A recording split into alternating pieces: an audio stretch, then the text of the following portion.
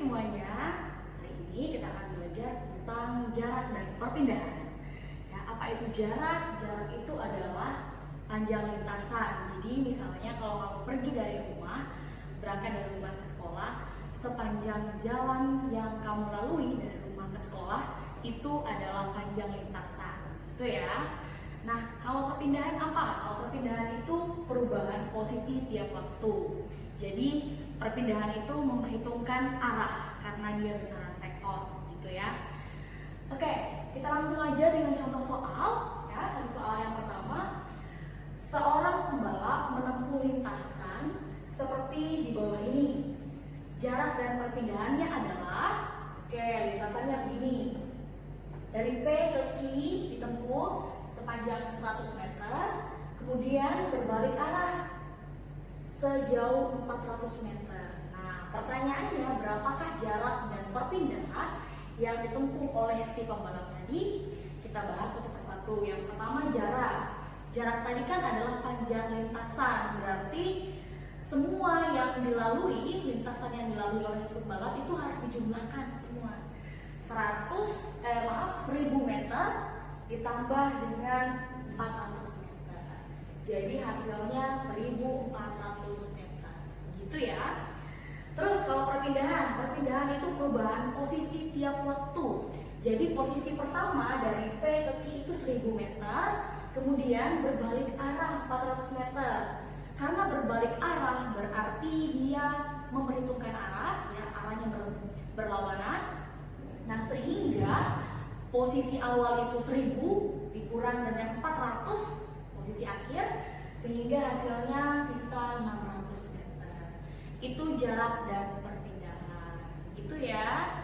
Kalau dipahami dengan baik, sekian dulu, kita lanjut ke soal berikutnya. Terima kasih. Hai semua, kita lanjut ke soal nomor 2 ya. Oke, soalnya begini, perhatikan lintasan berikut. Nah, kalau tadi kan lintasannya berupa lintasan garis lurus. Kalau sekarang lintasannya agak sedikit berbeda, ya, membentuk segitiga. Nah, seseorang berjalan dari titik A ke B, lalu ke C. Nah, pertanyaannya sama seperti nomor 1. Berapa jarak dan perpindahan yang ditempuh oleh pejalan kaki ini? Nah, kita mau lihat apa sih bedanya dengan soal nomor 1. Kalau kan soalnya tadi lintasan lurus, kalau sekarang membentuk sudut, gitu ya. Nah, untuk menentukan jarak dan perpindahannya sama seperti tadi dengan pengertian ini. Kalau jarak itu panjang lintasan, kalau perpindahan itu selisih antara posisi akhir dan awal. Tapi karena ini membentuk sudut, ya, kalau jarak masih tetap sama. Jarak itu panjang lintasan berarti 8 meter ditambah 6 meter, dapatnya 14 meter. Nah, sedangkan perpindahan itu karena ini membentuk sudut, ya, sudut 90 derajat, selisihku, sehingga kita harus menggunakan persamaan Pythagoras, ya. Dalam matematika kan kalian biasa menggunakan nih, ya, AC kuadrat. Jadi kan ditanya nih, dari sini titik akhir, titik akhirnya di C, titik awalnya di A. Jadi kita buat saja garis vektor atau garis tanda panah yang melambangkan posisi akhir dan posisi awal itu berapa perpindahannya. Jadi yang ini ditanya berapa, gitu ya. Terus berarti gunakan ini, AC sama dengan akar AB kuadrat ditambah BC kuadrat. Ya udah, tinggal substitusi aja. Akar 8 kuadrat ditambah 6 kuadrat, kan? Berarti 64 ditambah 36 itu kan akar dari 100. Ya udah deh, dapat 10 meter. Inilah perpindahan dari yang ditempuh si pejalan kaki tadi. Oke, sekian dulu. Nanti kita lanjut ke soal nomor 3. Terima kasih. Selamat siang semuanya. Hari ini saya akan menjelaskan tentang contoh soal tentang materi gerak. Kemarin kita sudah belajar tentang apa itu gerak, konsep gerak dalam kehidupan sehari-hari, dan contohnya gerak dalam fisika. Oke, jadi ada beberapa besaran di dalam gerak yang harus kamu tahu. Kemarin kita sudah belajar tentang jarak, tentang perpindahan. Selanjutnya kita akan belajar tentang kelajuan, kecepatan, dan percepatan. Nah, Yang namanya gerak itu, kalau kamu bergerak atau berpindah, pasti mengalami yang namanya kecepatan, kelajuan, percepatan. Apa bedanya? Nah, kelajuan dan kecepatan itu sebenarnya sama, hanya kecepatan itu kelajuan yang punya arah. Ya, jadi kecepatan itu hasil bagi antara jarak dibagi perpindahan, sedangkan kelajuan, sedangkan kecepatan hasil bagi antara perpindahan dengan waktu. Gitu. Nah, satu hal yang perlu kalian tahu, kecepatan itu besaran vektor, jadi dia punya arah. Begitu. Kalau kelajuan tidak punya arah. Gitu. Nah, kalau percepatan, satu lagi yang percepatan itu perubahan kecepatan tiap satu waktu. Jadi selisih dari kecepatan akhir dikurang kecepatan awal dibagi dengan waktunya, gitu ya. Contoh soal yang pertama. Nah, diketahui X-nya sebesar 10,8 km. Terus karena ini dalam kilometer, kita bawa ke dalam satuan internasional jarak, yaitu meter menjadi 10.800 meter, sedangkan waktunya ditempuh dalam 15 menit. Nah, kita ubah kita konversikan satuannya menjadi detik, berarti dikali 60 sehingga menjadi 900 detik gitu ya. Nah, ditanya berapakah kecepatan gerak ini ya, berapa? Ya udah, kita gunakan persamaan V sama dengan X per T. Ya udah, langsung substitusikan yang diketahui semua. 10.800 meter dibagi 900 detik. Tinggal disederhanakan, nolnya dicoret. Ya, terus habis itu 108 dibagi 9 itu 12 meter per detik. Itu soal yang pertama. Kita lanjut ke soal nomor 2. Kita lanjutkan ke soal nomor 2. Jadi soal nomor 2 ini menggunakan dua konsep. Yang pertama konsep percepatan dan hukum 2 Newton. Kan kita sudah belajar tentang hukum Newton itu ada 3, hukum 1, hukum 2 Newton, dan hukum 3 Newton. Gitu ya. Kalau hukum 2 Newton ini hukum tentang gerak, gitu. Sigma F sama dengan M itu massa, dikali dengan percepatannya atau A itu akselerasi. Oke, contoh soalnya begini, ya. Sebuah motor mula-mula bergerak dengan kecepatan 5 meter. Jadi kecepatan awalnya 5 meter per sekon. Terus kemudian menambah kecepatan dengan percepatan tetap setelah 20 sekon. Jadi T-nya 20 sekon. Dan kemudian kecepatan motor tersebut berubah menjadi 30 meter per sekon. Berarti ini VT-nya 30 meter per sekon.